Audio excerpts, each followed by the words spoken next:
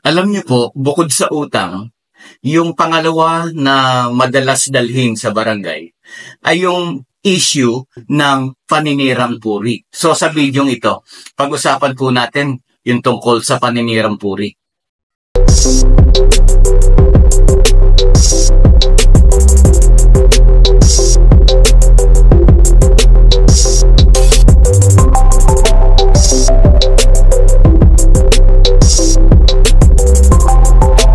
Magandang araw mga kabarangay, kamusta na po kayo?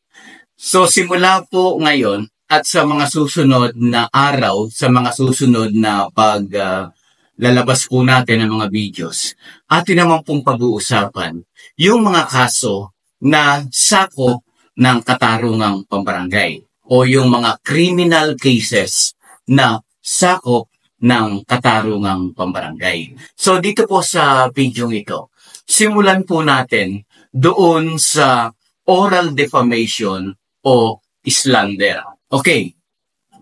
Ang oral defamation o paninirang puri sa pagsasalita ay isang uri ng krimen sa ilalim ng Philippine Criminal Law. Sa konteksto ng Revised Penal Code ng Pilipinas, ito ay kilala rin sa tawag na slander. Mga kabarangay, ano po ang mga elemento ng oral defamation? Upang masabing may naganap na oral defamation, kailangang patunayan ang mga sumusunod. Mahalaga po ito na malaman nyo. Kaya ito po ang tatlong instances para malaman na may naganap na oral defamation. Number 1, may sinabi ang isang tao na nakasisira sa reputasyon ng ibang tao. Pangalawa, ang pahayag ay ginawa ng walang magandang intensyon at may layunin na manira ng puri. Pangatlo, ang nasabing pahayag ay narinig ng ibang tao bukod sa taong pinatutungkulan nito. Ano naman ang kategorya ng oral defamation? Ang oral defamation ay may dalawang uri. Una, yung simple slander, kung ang pahayag ay hindi masyadong masama o hindi ganun kabigat ang epekto, ito po ay simple slander. Ngayon, kung ang pahayag ay sinamahan ng aksyon o kilos na nakasisira sa reputasyon ng isang tao, ito naman po ay slander by deed. Okay, punta naman tayo dun sa kaparusahan para malaman po natin na itong oral defamation o slander ay sakop ng katarungang pambarangay law, sakop ng authority ng lupon at may kapangyarihan ang lupon na pagharapin ang mga tao na involved dito. Okay, kaparusahan. Number 1, simple oral defamation or simple slander.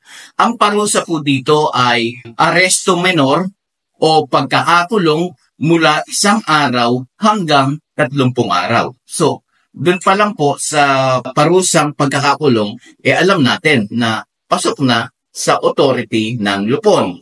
Okay, at ang multa ay depende sa desisyon po ng korte. Huwag na natin, kalimutan na natin yung multa kung magkano man yon.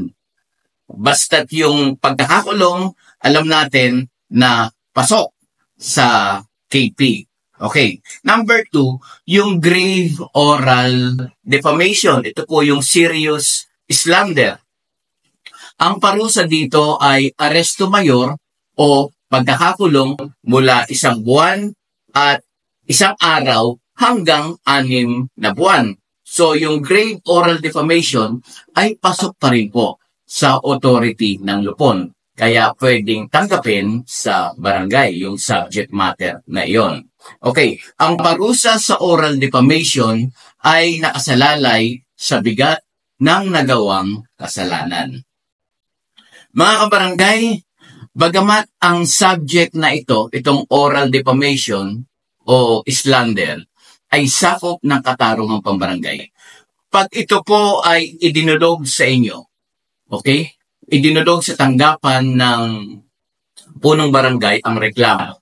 Huwag po agad-agad natatanggapin ito. Hindi ko mo yung subject matter ay pasok na sa KP, ay tatanggapin na agad. Aalamin niyo pa rin po lagi yung residency ng mga partido na nagrereklamo at ng inirereklamo kung pasok pa rin sa KP. Okay po, huwag niyo kakalimutan yung jurisdiction ng lupon over the case. O, tandaan niyo po yun. Huwag niyo pong kakalimutan yun. Okay. Yun namang slander by deed. Kung hindi gaano kalubha, maaaring parusahan ng aresto mayor 1 buwan, isang araw hanggang 6 na buwan ang isang offender ng korte. Ngayon, kung alam natin na ganun pala yung parusang pagkakakulong, so, pwede pong aregluhin sa barangay. Sa pamamagitan ng mediation, o kaya ay sa pamamagitan ng conciliation, minsan ay arbitration. Idagdag ko na rin mga kabarangay na mahalagang tandaan na ang layunin ng batas ay protektahan ang karapatan ng bawat tao sa kanilang reputasyon at dignidad at ang paninirang puri, lalo na sa pampublikong lugar o sa harap ng maraming tao, ay itinuturing na seryosong pagkakasala. Kaya mga kabarangay, sa kabuuan, ang oral defamation ay isang kasong maaaring idulog sa barangay para subukang marisolba sa isang mahinahong paraan bago ito umabot sa formal na paglilitis sa korte. Ito na lang po muna tayo. Pero bago po ako magtapos, gusto ko po munang bumati sa ilan nating mga taga-panood dito sa Katarungang Pambarangay Channel. Okay, mula po kay Sir Alejandro Espinosa ng Barangay Emmanuel 1, Dasmariñas City, Cavite, bumabati ang kanilang mga lupon tagapamayapa sa kanilang butihing City Mayor Jenny Barzaga.